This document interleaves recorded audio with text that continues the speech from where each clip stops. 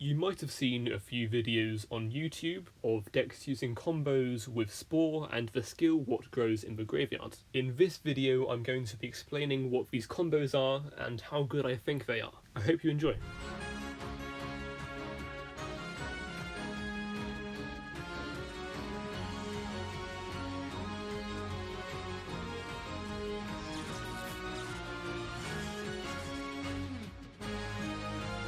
This video is divided into a few different parts. Timestamps for all of it are on the screen and will also be in the description. So for any of these combos you have to use the skill What Grows in the Graveyard. This skill makes it so that you begin the duel with Dark Verger in the graveyard.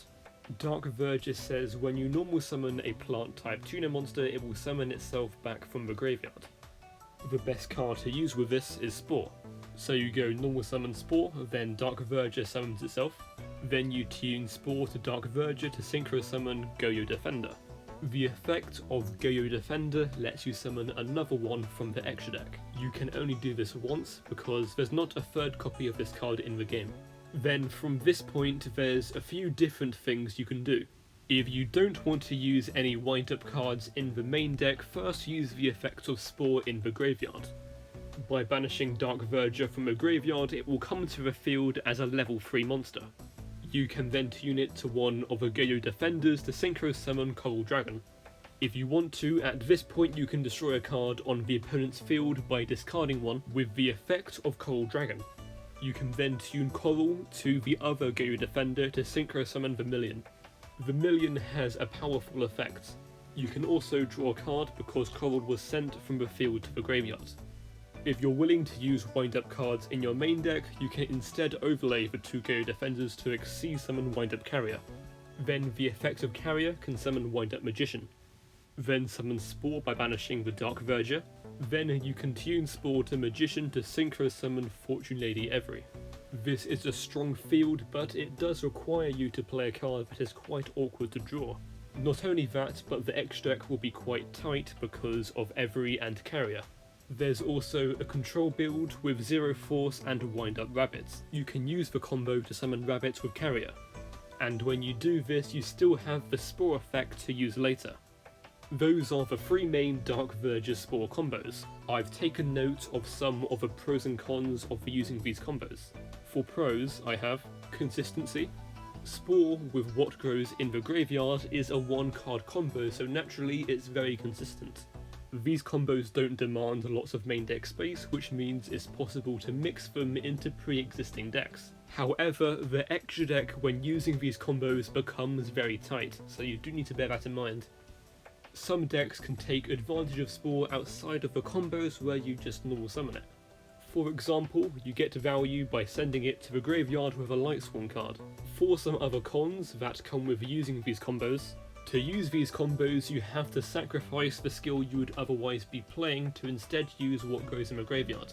For example, in a moment I will show you a Blue Eyes deck using one of these combos, but because it's using this combo it's not able to use Alternative Evolution. So it's essentially trading away power for consistency. It makes the deck a lot more consistent, but it does then lose access to the powerful Blue Eyes Alternative White Dragon.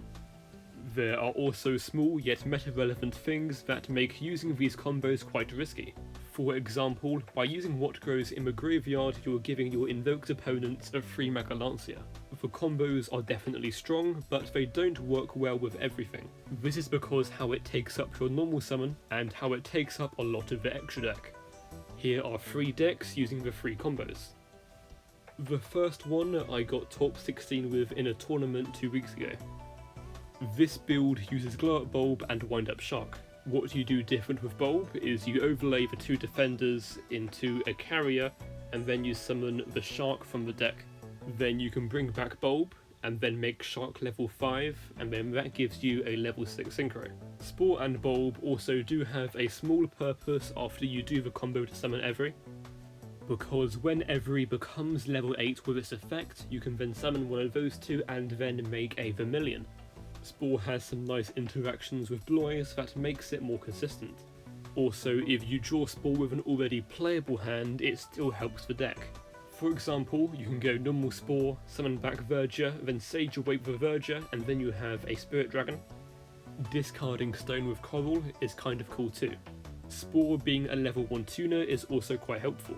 However, as cool as all of this is, you do lose access to alternative evolution. So it's not like this is the revolutionary way to fix Blue Eyes or anything, but it is still a strong deck to try out.